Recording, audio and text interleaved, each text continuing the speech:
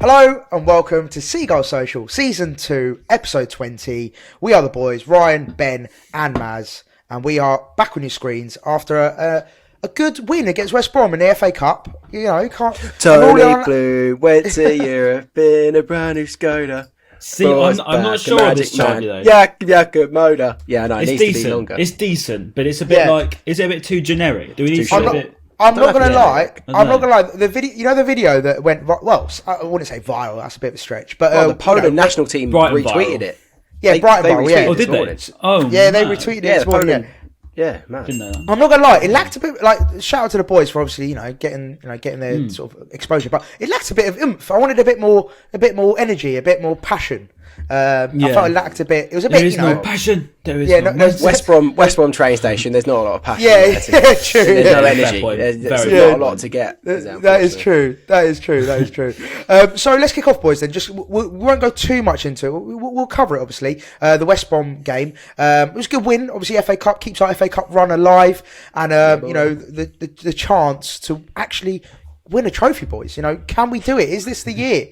Is this the year to do it? But I'd just love another trip to Wembley. That would be sick. Yeah, true. That would be sick. Yeah. But Ben, kick off, Ben. Kick off, Ben. Kick us off, mate. I'll kick off. I think we played well. It was I think the first half was obviously pretty dead, to be honest. Very, very boring. Not really much happened. I know Welbeck had a chance, and then our biggest chance came from Neil Mwepu 1-on-1 with David Button. Oh yeah, he should have scored. He was like Manuel Neuer. At the beginning, he was like sweeper keeping. There must have been 3 times we put the ball over the top of West Brom defence, and he was running out and clearing it. I was like, am I watching Manuel Neuer? Yeah, he was. He had a point to prove against us, didn't he? And Mopé missing a decent chance right at the end of the first half, but then obviously the turning point was that card. When after they scored, I didn't really see that we were going to score.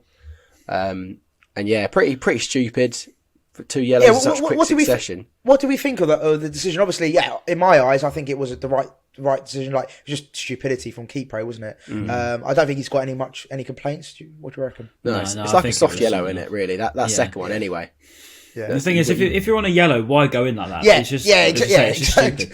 Exactly. I mean, you're sort of asking for it, aren't you? I mean, he wasn't getting the ball, so it's a yellow card and rightfully sent off, I think, to be honest. Yeah. And like you said, Ben, it was a turning point, wasn't it? Really, because obviously we're 1-0 down, and it was let's talk about just quickly about West Brom's goal. Obviously, they scored on the counter through Callum Robinson, who obviously loves a goal against Chelsea, isn't he? He done all right last season. Goal against us as well, didn't he? Yeah, he does actually. Yeah, he does. Did he have a goal against us when he was at Preston? Preston, wasn't he? Before he was at Preston. He was at Preston. Yeah, you're right. Yeah, he was scored against us, if I remember rightly. Yeah, so fair play. It's a good finish, though, wasn't it? Yeah, pretty decent. Carlin Grant on the break, wasn't it? Carlin Grant, Grant was, showed a bit. We probably would have missed it, to be fair. So he made it look easier than it was. It was a really cute finish, to be fair. Nice little chip over Sherpen. And what do we think of Sherpen? Obviously, was it his first team debut? I believe. I think so. Yeah, first team debut. I mean, I was a bit worried about him because obviously in pre-season he was a bit shaky, wasn't he? Let's put it that way. I was a bit like, considering he's 6'8", I was a bit worried because, can he use his feet? Look at the size of that Fuka. Fuka. But he seemed alright. He seemed decent. I mean, the goal, there wasn't really much he could do about it. And Ben, you probably know better than I did because I'm not going to lie to you, boys. I was watching Spider-Man, so I missed the first half. So I can talk about the second, but I cannot talk about the first. But overall, luckily for you, there weren't much in the first half. I don't think he could have done much better really for that. And he didn't really have much else to do, really, to be honest. There wasn't really a lot for him to do. And just on what you were saying, Ryan, about what we expected from Kjell Sherp when we signed him. A lot of the Ajax fans were playing it down, weren't they? They were saying, he's rubbish, he's shit, and all that kind of stuff. So, hopefully, I think, actually, we'll probably talk about it later, but on Kjell, apparently, we're going to loan him out for he said, the season. He said against that, to be fair. He said, didn't he? He said he wants first team football, so which is fair enough. We'll be interested to see what level he gets. I can't imagine it'll be another Premier League level or anything like that. I think Championship League One sort of level. I reckon. I think Championship would make sense. I don't know, maybe League One. Yeah, I think go from Ajax to League One would be a bit harsh. Yeah, but he's obviously got it about him. I mean, we wouldn't have signed him otherwise. And notoriously, I mean, Ben Roberts gets the best out of our goalkeepers. We always seem to have, I mean, I think with David Stockdale in particular comes to mind. I mean, he was always not that well, he was all right, but he wasn't that good. But then that season that we went up, it seemed as though he's just had the season of his life. So we've seen what happened to David Stockdale since we've been promoted. It seems to be that Ben Roberts gets the best out of our goalies. Yeah, and then we just didn't we recently sign another goalkeeping coach as well, didn't we? I'm 99% sure. Yeah, someone from Cincinnati, wasn't it, or something? That's like it. Yeah. And he's actually a Brighton fan as well. That's it. Is it? Yeah, because I saw his tweet. Here we go. Jack Stern. He did a tweet saying, from a season ticket holder with Dean as a kid to joining the club as a coach in the Premier League, football has taken me around the world, but now coming home. So that's really sick. Yeah, so Jack Stern as assistant goalkeeper coach. There you go. Yeah, replacing Casper Green, isn't he? Oh, of course. Yeah. So that should be interesting. See how he sort of integrates into the setup and how much the keepers can benefit from that. But then second half, boys. Obviously, substitute Jakob Moda. He came on and what a great finish that was. And the assist from Ferguson was, I mean, it was brilliant. Because basically, I wanted him to do like a proper assist, but it was a bit of luck, wasn't it? Let's be real. We'll claim it. Yeah, we'll claim it. We'll take it. Come off the last, we'll take it. Anything for the Ferguson. What's it called? Ferguson prop. Anything for that? Mate. Do you see my tweet? I said all Ferguson needs is a last minute winner, and I can start comparing him to Haaland with chest, and I'll actually have a reason to do it.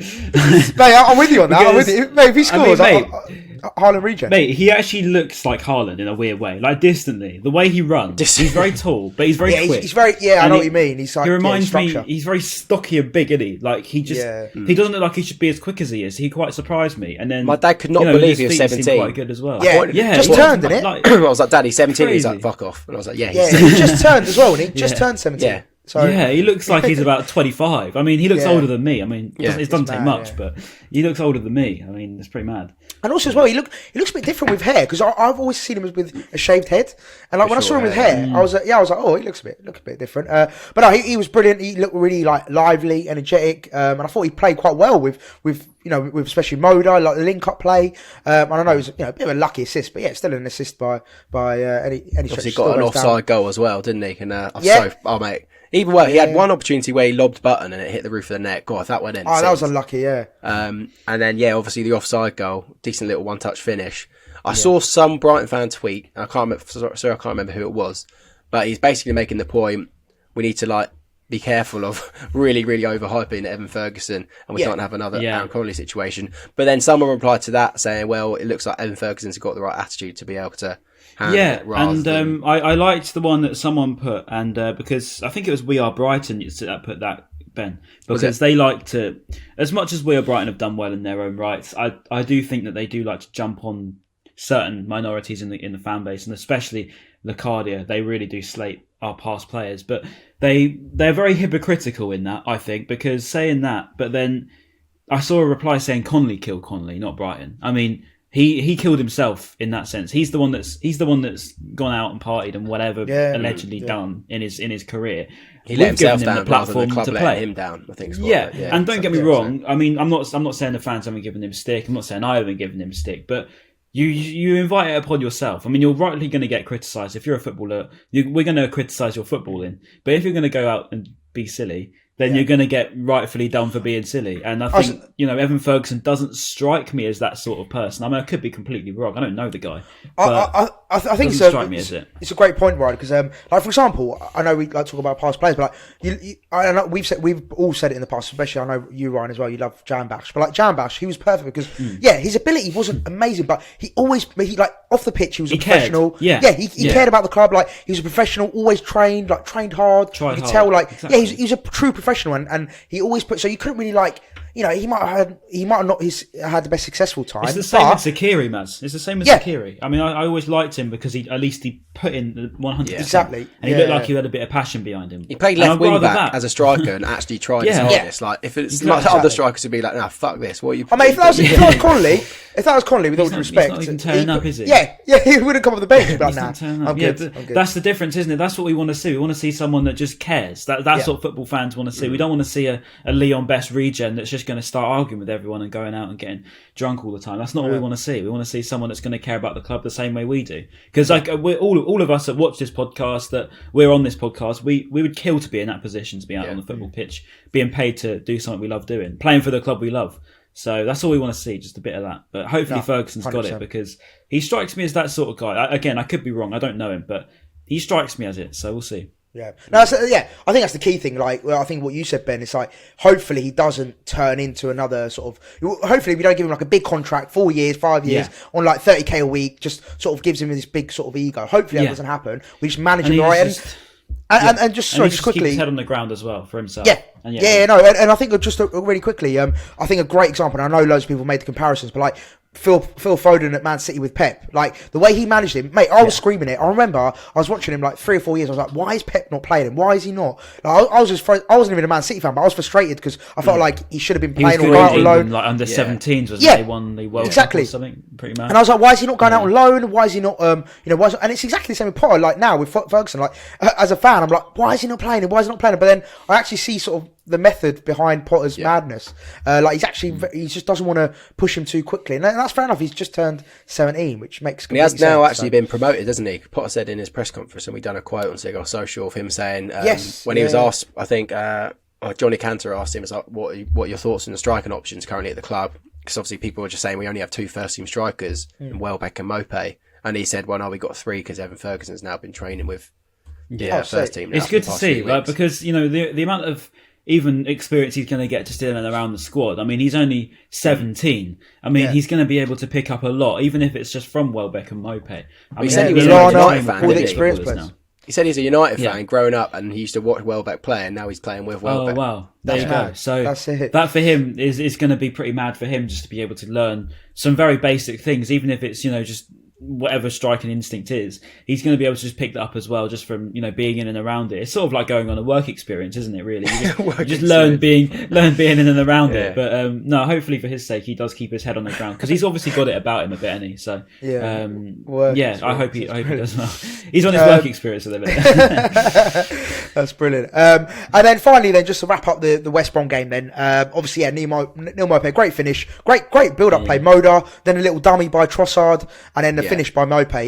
It was a great goal all round. And mate, let's be real, after about the 60th minute, we battered them. Like, it was just all Brighton. It's literally as soon as Cucurella came on, I'm pretty sure he probably came on around like 62nd minute. Him and Trossard, you see the levels. There, 100%. Cucurella's the whole team just improved, didn't it? Best players that we've ever had. Oh mate, when Cucurella down that left hand side, like, he just brings so much to the team. Like, his delivery, his energy, he is just unreal. Like, he is so good. I just can't. He's even different class amongst our players. So when he comes on against West Brom's side, who aren't the best, he comes on and just makes them look just mediocre, and it is unbelievable to see, because that's only at our level. And then you could imagine, say you've got Messi come out and go onto that pitch, and it's just another level. I mean, you can't, you don't actually appreciate how good players are until you see them play against players of a lower level than them. But Cucurella, what a baller he is. I mean, it was nice that 300 West Brom fans were able to see him as well. Mate, I'm not gonna lie, that was a shambles, man. Like, let's be real. Like, look, with all due respect to West Brom, you're in the Championship, right? You got an FA Cup tie. I know. Okay, we're not the biggest club in the world. It's the Albion Derby. But exactly. It's the Albion Derby. It's still a Premier League team coming to your home ground. It's a home tie. Not really excuse, really. And you turn up. Boys, with got your big day out. Why are you coming out for it? Look, I'm not claiming we're this big club and like you should be coming out to watch Brighton. But at the same time, it's an FA Cup tie. You're at home. Like, just go support the boys. Like, it was like, come on. There was about 10 people there, and we had our away fans. We had I think we outdone them by like 3 times or something. It was mad. I think Spurs are going to be fun, actually, because if they give us 9,000, that would be so good. Yeah. I remember, boys, we should all try and go. MK Dons. Yeah, definitely. Do you remember MK Dons when we took 7,000? I don't know if you boys went. I don't understand how we ever managed to get that allocation. Yeah. No, but then to be fair, MK Dons are a nothing club. But then, like, I remember we filled out the entire side of that ground. Literally the entire side. There was probably more Brighton fans there than were MK Dons. If we can do that again, that'd be mad. Because I was only 16 then. Yeah, that was the same as West Brom. That was so cool. Mate, that away day, if we do get 9k. Because I've seen loads of Brighton fans tweeting like directly at Brighton saying, "Give us 9k, get us 9k." We'll do it. I'm full faith, because FA Cup tickets are cheap as well, aren't they? Yeah, mate. They're not like 45 quid. And it's London as well. London, like, it's not a tough place to get to. Like, no. Victoria Line Bash. Bosh. Spurs away. Sick. There you go. Yeah. It was a bit of a shaky start. I felt a bit shaky in the first half, and then second half. Shaky, you know what I mean? Yeah, you know what I mean. And then the second half, we actually, we just dominated the game, and extra time we obviously stuck it on them, and there you go. Yeah. Do you think through to the next round? One question though. Do you think if they had got that sending off, we would have still gone through and equalised?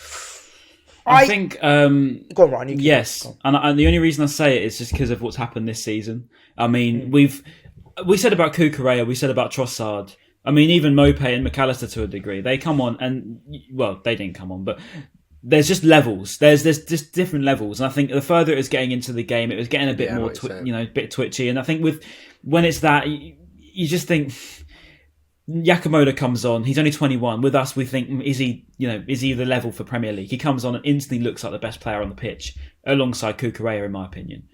That's the difference in class, I think. And I think all the time you've got that about you. It's a bit like when you play like a City and you're playing against them and they're just different level to us. And you just think, even if we're 0-0 all the way to 75 minutes, you always think that if anyone's going to score, it's going to be final, the 15 or 10, you can then, that's when you can kind of tell the difference. Yeah, you start piling the pressure on. I seem to remember actually when we used to play like Aston Villa with Grealish, and it was back in sort of Championship, beginning of the Prem.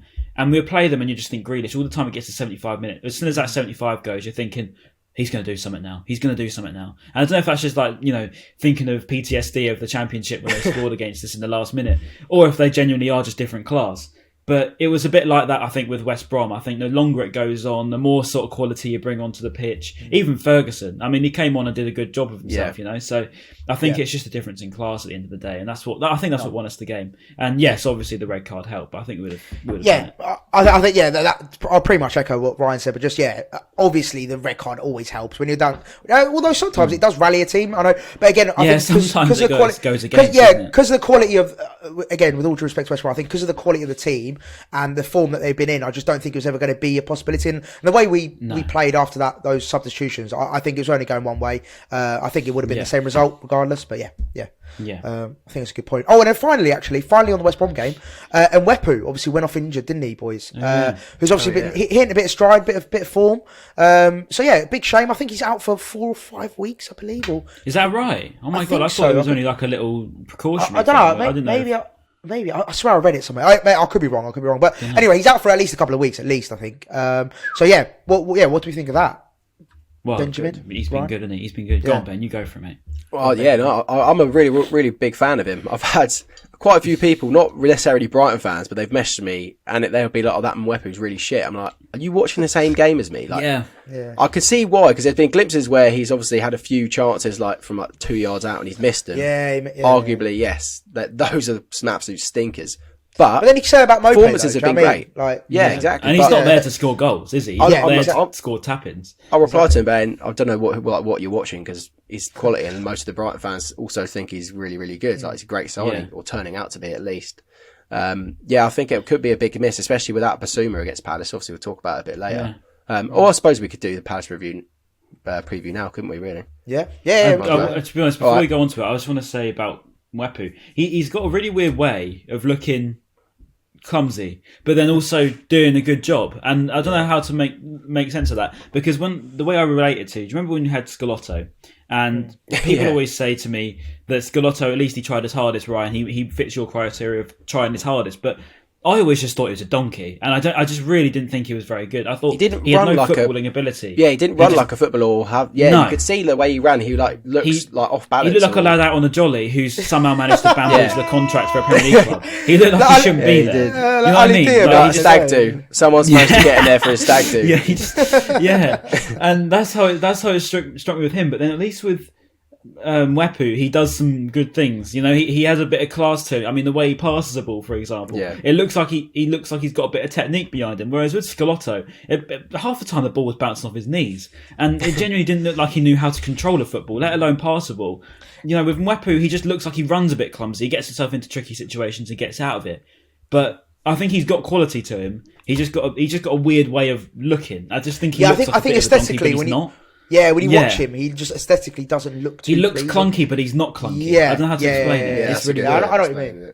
Yeah, and also just quickly on that, it's so funny that obviously you got this sort of like thing against Charlotte. I've got this thing against Bong. I'm like, I think about what you think about Charlotte. I think about Gator Bong. I used to watch him. But Bong was good and then came back. He was good. Yeah, it was his injury that killed him. Injury killed him. When he got to the Prem, he wasn't good enough for the Premier League. Yeah, he had an injury, and it was just not good enough for it. I think that's what's really skewed my opinion of him is when I watched him in the Prem and I was just like, you are shit. Like in the Prem, obviously, like in the Championship, yeah, he was actually good. Didn't we get him for free from Wigan? It was like on a free, wasn't it? Which is like the level of where we got him from as well. I remember when we signed him, all the Wigan fans were like, he's not very good. But then I remember that season, I think it was like 15, 16, he was genuinely like one of our best players. I remember like all the time I'd be like, he's really good. Then he got injured, came back a bit meh, and then the Premier League, he just wasn't up to scratch. I remember I went to Chelsea away, 2019, and everyone there was like saying, "Bong, get off the pitch, you're useless."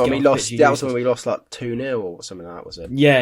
And I think Knockout was there as well. You know, he was. Yeah, I went to that game. He was there as well. Well, were you? Yeah. And everyone around me was saying that Bong was useless, and I'm just thinking to myself, he doesn't want to be that bad. He's not there. He doesn't want to be this bad at football. The last thing he needs is to hear from his own fans that he's awful. And I was just thinking to myself, he's not on the pitch to want to be bad at football. He's there. At least he's tried, right? Scalotto was different level bad, right? He was really, really bad. But at least Bong had a bit of something behind it. I just thought Scalotto was just...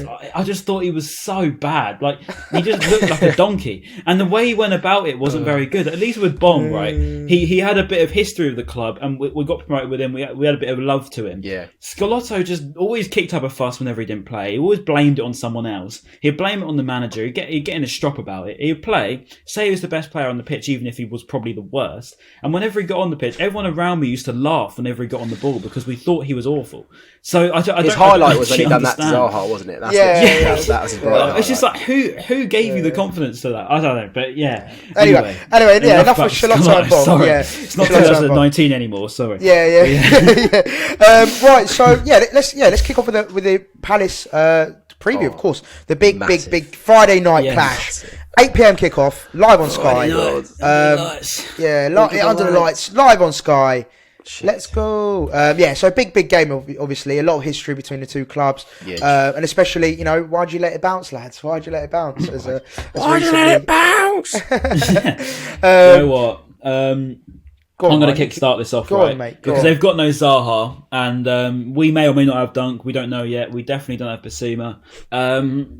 To be honest with you, we haven't really missed Dunk, creatively. Let's start on that, because I don't think we've really missed Dunk. I think Burns been very, very good since he's come in, and Duffy as well has been decent when he's played. I don't really think we've missed him. So going into that without Dunk is genuinely not too bad. I think for them coming into it without Zaha, that's big for us, very big for us. And the only worry that I have is because I remember, was it the 2020 game, they didn't have Zaha and they beat us for like the first time in ages. So there is obviously that worry. That was at the Amex as well. I think that was just before the lockdown. But I do have faith, because I think we're more than good enough at the minute. I really do. Yeah. We're grinding out results again against West Brom, where probably first half definitely didn't deserve anything. Second half, proved our quality, but we always struggle against West Brom. Whenever we go to the Hawthorns, it's always a struggle. It's never easy. Yellow kit as well. Yeah, yellow kit curse. Our away form's been very good as well. And that's not something we could have said. Our home form, on the other hand, isn't as bad as it used to be. We've only got 4 losses this season. Is that right? 4 losses. I don't think we're going to lose this game. I think the only worry is we don't finish our chances again. But at the minute, I don't see that happening. I see us convincingly winning this game. And this is the first time I'm going into Palace confident. I think we're going to win, purely because we've got a different look of Mwepu. We've got a different look of Welbeck as well. It just seems like evereverything seems to work now. Cucurella. Cucurella is a massive, Cucurella versus Elise. That'll be a decent battle. Oh mate, yes. That's going to be a decent battle. 100%. I think that's going to be a key thing. The way Palace now play, it overrun us last time. It really did. It caused us so many problems. We didn't turn up. But now did we? We didn't turn up, but we still managed to get a result. So that's the difference. Whereas we're at home now, I think Potter will recognise that he's learned from his mistakes. They play into our hands in terms of we do well against expansive sides, particularly at the Amex. I think this is the time. We've got McAllister back in form. okay, I think with no Bissouma, it could be a problem. And I'm guessing that's because of the Cup of Nations, right? Yeah. So that's going to be tough. That's the only worry. But I think other than that, we're looking good all over the pitch. So what are we looking at? So it'll be Moda, Lallana, Gross? Like what? It's not... Potentially, yeah. I mean, we've got a lot of options, innit? I know, but I'm just thinking like physicality balance against Palace. You're not looking at the most physical midfield. It's containing Conor Gallagher, isn't it? That's the biggest trouble. Gallagher, I think that the way we've got to do that is what we did last time. Moda. I think Moda's the one to contain him. And it sounds crazy because I know that people don't like Moda, but I think Moda genuinely is probably, even by me, I think I've been critical on him too, but I think he's probably gone under the radar this season. He's been pretty good. I mean, when you look at his output, I don't think he's... I don't know. I think if there's anyone to contain Gallagher, it's probably him. It's because I just remember the away game. I'm pretty sure we started with Lallana and Gross in the centre mid together, which just did not work whatsoever. So now without Biss and Mwepu, who are the other options? You know what I mean? Like, I'm just worried that it's going to kind of go for something similar. I didn't think about it not like work that. Again. Unfortunately. Yeah, I mean, I don't know. Yeah, it's a tough one. Just to give a bit of context for anyone who doesn't sort of hasn't seen how each squad, I can't get words out, each squad looks like. So obviously, it looks like Dunkey is out, but potentially there's been some rumours that he might be back. Obviously, Sarmiento's out, Basuma's out, and Mwepu as well. And then for Palace, Zaha, Kouyaté and Jordan Ayew. Ayew's out as well. Yeah, Jordan Ayew's in the AFCON. Oh, mad. Yeah, so he's at the AFCON. Yeah, so that's just a bit of a background on the team news. Okay. But I think a really sort of key matchup, and I've been really impressed with two of these. Like, I just want to focus on Palace a little bit because I feel like we look a lot at Brighton, but we don't really look at the opposition sometimes. So Palace is obviously a great team to do that with. I think Conor Gallagher, if he played, so I believe he didn't play in the last game. I'm pretty sure. Don't know if that was not the Prem, but he was back for Millwall. He played against Millwall. Right. Okay. Yeah. So he's back. So Conor Gallagher's going to be key. And for me, Michael Olise as well. Michael Olise, mate, he's been unreal. So against when they lost 3-2 against West Ham, which they got battered first half, but then second half sort of spirited. He got an assist and a goal, and then he scored against Millwall as well. So he's like on a bit of hot form, so to speak. Wasn't that when they celebrated the loss? Remember? Yeah, the fans were like, yeah. Funny enough, I was actually watching that game in a pub in Brighton, right? What's it called? The Signalman or Signalman, whatever it's called, in Brighton. And there was a Palace fan watching the game, and mate, it was fucking a joy to watch. It was brilliant because obviously when it went 3-0 down, his head like that, like just devoed. And then when they went 3-1, he was like a bit of hope. You could see a bit of hope in his eyes. I was like, okay, yeah, get your hopes up. And then they scored obviously 3-2, and then he was going like mad. He was like, oh my god, we're gonna do it. And then obviously they lost. I was like, It was just great to watch. Like his emotional roller coaster was brilliant. But yeah, I think those two players are going to be very key, and like how we contain them, I think will be key to our success. Do you know what? I think in this game, nothing matters. Like nothing actually matters. How well you play doesn't matter. How good you've been doesn't matter. It all goes out the window. It's literally, as I always say it, a cup final. And yet again, it's been proved. Literally at Selhurst Park, Palace absolutely dominated that. They were better than us by a mile. Gallagher was unreal that day as well. Yeah, they should have won that game convincingly. We can't deny it. We got away with it big time. It happened again at our place. We dominated them that time, and they got something out of it. Yeah. Not just something, they got the win. We only got a draw from when we done it. They actually got the win. And they snatched it.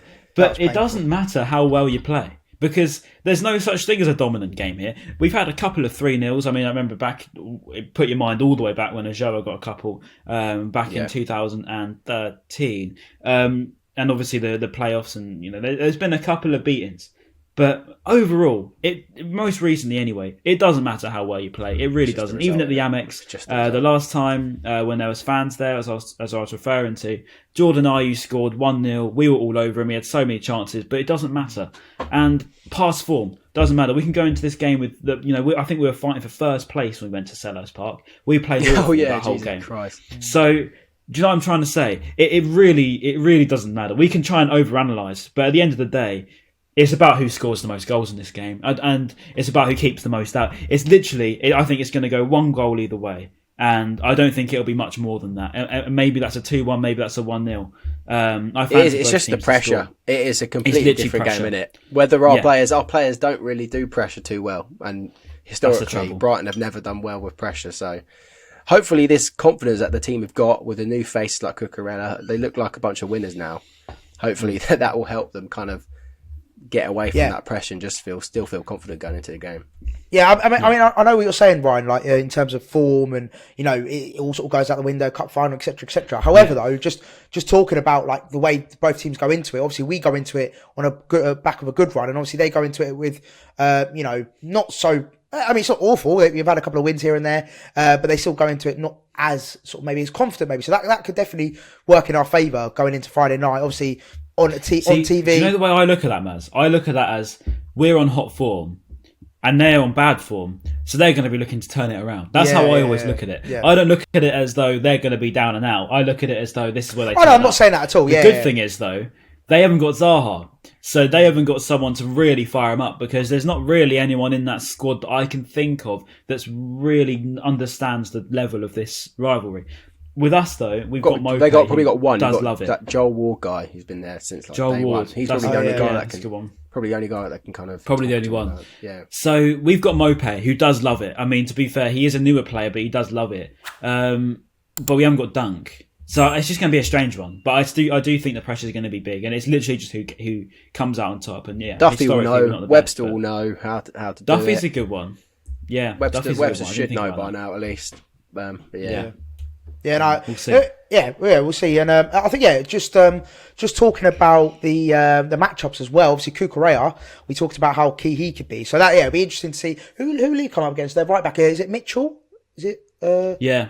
Yeah, Mitchell. Mitchell the left back. Mitchell. Oh, he's left back. Yeah, he's left back actually. Yeah, who's their right back then? God, my mind's gone as well. I know Nathaniel Klein played right back, but I don't know if he'll start. I can't imagine he'll Let's start. Have a look at their last game. How in the have league. I forgotten about? Let's have a look at He plays right back for him. It's going to hit us in the face and we're about, Yeah, I'm literally looking now. So they line up. So, Joel Ward played against West Ham. Joel Ward plays right back sometimes, doesn't he? Yeah, so he played, and then Mitchell was left back, and then Gahey and Anderson. That's it. So it'll be interesting to see how Joel Ward, because I don't really rate him that much, and like the way Cucurella's been playing, like he can give him a torrid time if he wants to, kind of thing. Do you know what I mean? He's just like a utility player. You can like rely on him a lot. I feel like Joel Ward. I do have a weird respect for Joel Ward. I feel like he's a decent player. I mean, he's been there. He's been there so long. Like a James Milner-esque. Yeah, exactly. He's been there since the Championship days, when they were at the Championship days. I'm pretty sure. Yeah, it's gone all the way up to this level now and still playing and starting for them. So he's a decent player. We'll see.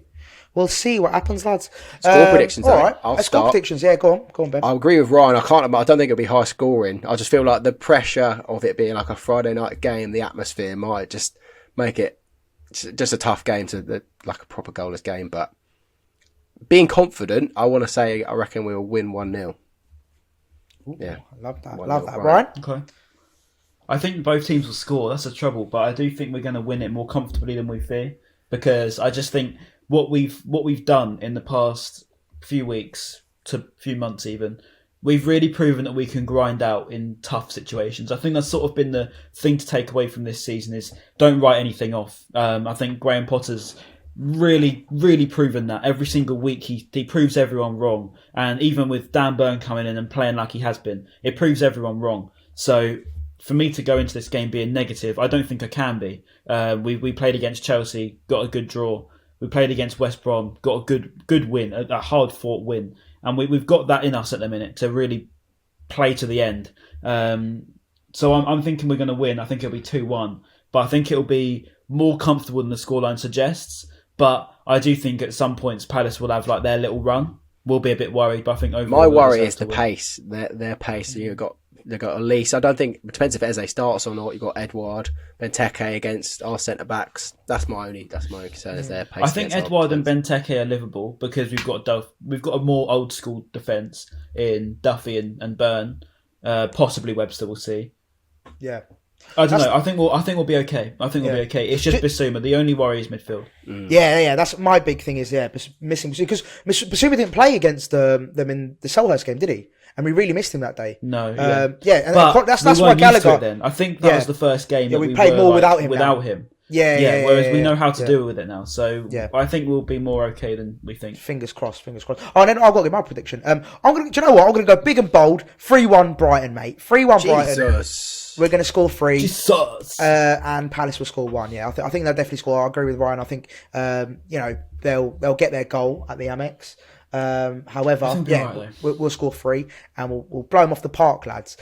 Just quickly as well, just to clarify from last week, I accidentally said that Webster was suspended, but he's not. I think his yellow cards got eradicated before that game, I believe, or something.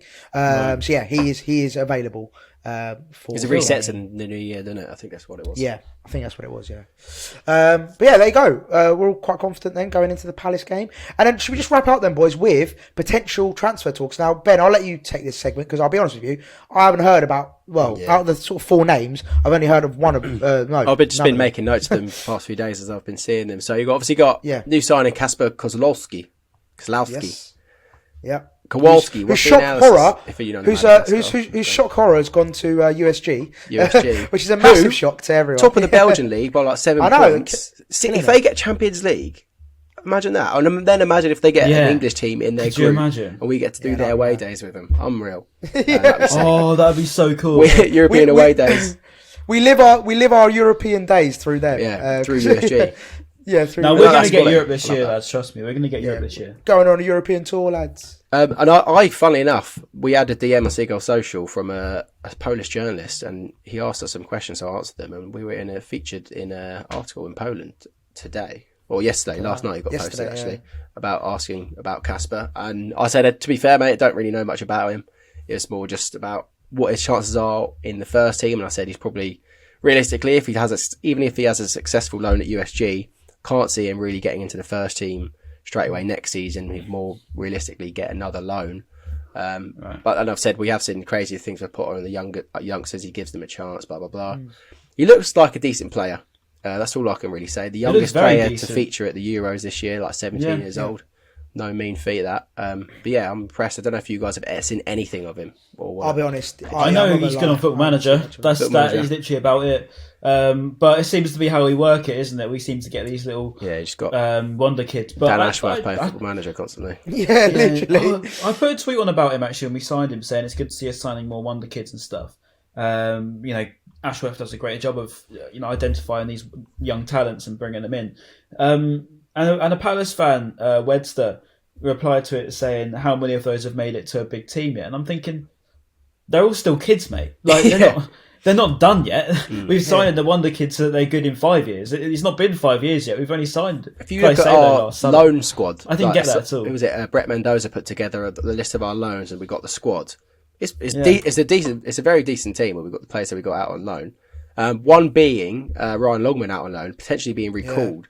Don't know if that's to feature in the first team or to be sold or then loaned to a higher team. Maybe he's going back to another loan, probably to a better squad. Because apparently, I haven't watched much of Longman. Obviously, I saw the goal the other night. Yeah, that was a great finish. It was a great goal. But people say he's not quite Premier League standards yet.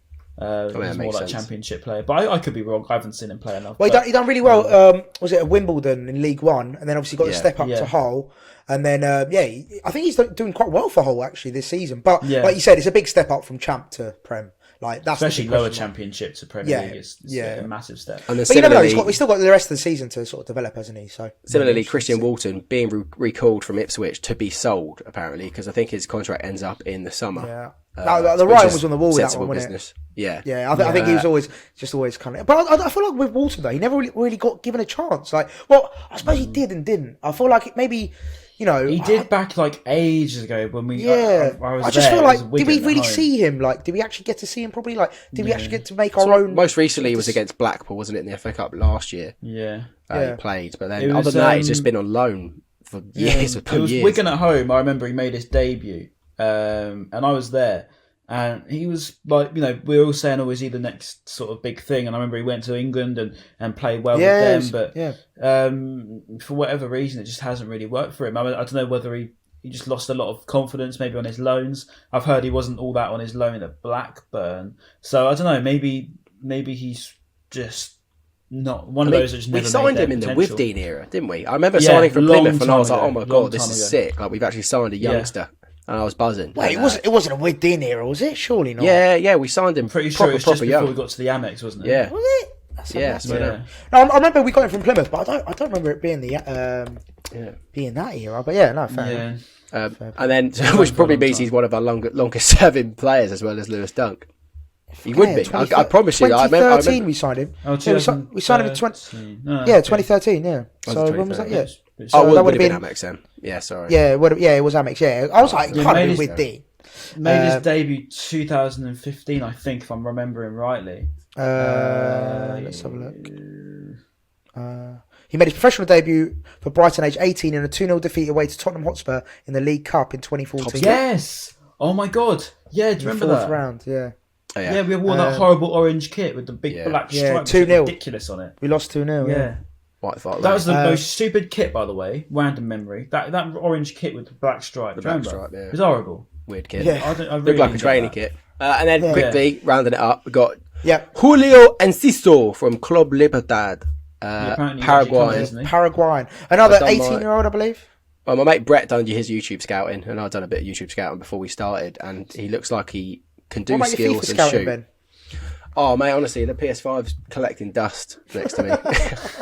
It is collecting dust. But yeah, he from obviously YouTube can make anyone look good. We've said that before. Yeah, he just looks like a skillful player. Videos and we can confirm he is probably better than Luis Suarez. Yeah. So I can confirm he's a striker. So that is exactly what we need. But it looks like he'll be a striker apparently in like 5 years' time. We'll probably make it in the first team. Just chuck him straight in, boys. And literally, as we were starting, send him to USG. And then, send him a line to USG, please. And then Marcus Sensei, someone that Newcastle were interested in, apparently. That literally just came out as we were starting, yeah. If you check. That. Our beloved Seagulls Social, brother from another mother. Marco Sensei, I've never... Mate, I'll be honest with you, any of these players that we've been linked to, I've never heard of them. Oh, just also on Seagulls Central, we've got an Australian referee for Palace, which is quite strange. Oh, is that the guy who went viral for when he had the headpiece in? I think that was his last ever match, wasn't it? Is when he retired. No. That was to move to England. Was it? No, that was to move to England. Yeah. Why do we want another? He's a centre half. What do we want him for then? Exactly. Yeah, people were pretty pissed off because there's another centre half. Oh, hang on. He's a left-sided centre half. Oh no, okay, that makes sense. And he's 24. And he's 24, so he's not like some like regen. But can we get him in, Newcastle are in for him as well. So. I don't know. We'll be competing with them. And then again this morning we got Hugo Tic-Taker. That's funny how Naylor rubbish that off. Yeah, then Naylor literally straight away goes, before you ask, no. And he is a striker. So you can see why we were linked with him. But wait, Man United won him. Probably. West Ham won him. Have wanted him in the past. Marcos Sensei. Is he? Great name. But then he's coming from he's Argentinian. But then he's coming from a Dutch team, so and Dutch players really, well, other than David Propper, who we haven't spoken about, we can quickly speak about. It's a nice little transition there. Other than David Propper, when has the Premier League ever seen a Eredivisie player do well? And you can argue that the level of David Propper isn't exactly world-class Champions League player, but he's actually been a success. Yeah, Lecadio's really good. He was great. Ali Reza Janbash, he's unreal. He did score an overhead kick, to fair. He did score against Chelsea, so that's an accolade in itself. Yeah. But yeah, we haven't had much success.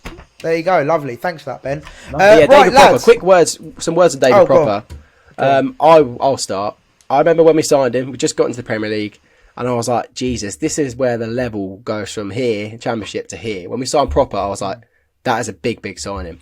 Yeah, and I was so excited for that because he was a big. Well, fairly big name for us, especially. The first time we were going to spend something like 15 million on a player, wasn't it? And we were like, "Oh my god!" Yeah, that was our first bigger signing. Where you right, Premier League time now. Yeah. I thought he was David Propper. Yeah, I thought he was brilliant for us. I genuinely thought he was a really good player for us. Great servant, great player. On his day, was he's just.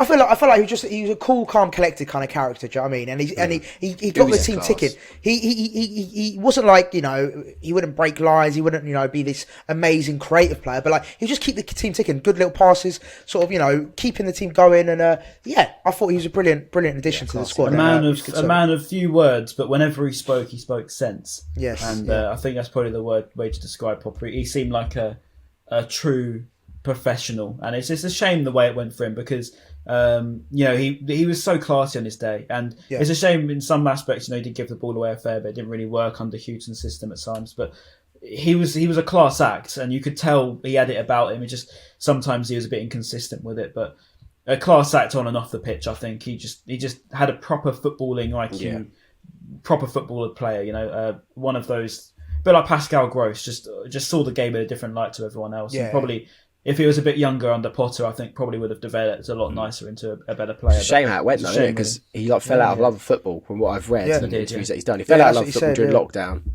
And obviously tried to go back to his homeland. Didn't really work. Apparently, it was something to do with injuries as well. Apparently, got injured a fair bit, and just sort of gave up with it because we'll play a lot. I think it applies. It applies to everyone. I mean, I had the same, and with the lockdowns, and I wasn't interested in watching football behind closed doors. The only reason I really did it was for the podcast and for my Twitter account. I mean, other than that, I probably wouldn't really care if I didn't do all of that because I was just watching it and I was just a bit like, I don't really enjoy this. And I think probably can be said. Same could be said for a lot of people. So I'm not surprised that sort of happened, really, because it's quite a common theme to see people fall out of love with football at the moment. But it's a shame. I'm rapidly falling out with the game. Love of football. It's a shame, though, isn't it? It is a shame because I think the no fans thing was a big nail in the coffin for a lot of people. Yeah. No, definitely. Well, look, listen, lads, we've had another fantastic podcast. Always a pleasure, never a chore. And everyone listening, of course. Depends on the time of day, boys. I've had a coffee, so I'm all right. Depends what day. To be fair, I feel much more energized good. Today. I feel back in our normal surroundings. I don't know if we touched on that on air. Yeah. You guys are home. Wow, we're all back home. Yeah. We all had a little Christmas holiday, didn't we? Until next time. Now we're back.